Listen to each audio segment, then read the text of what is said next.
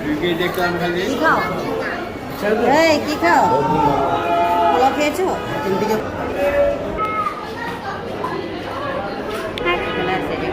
রাইসা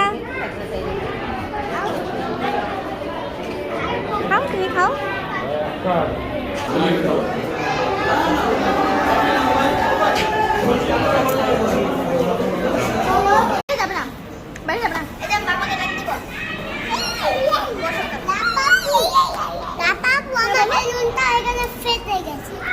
ফেটে গেছে Y balloon তো ফেটে গেছে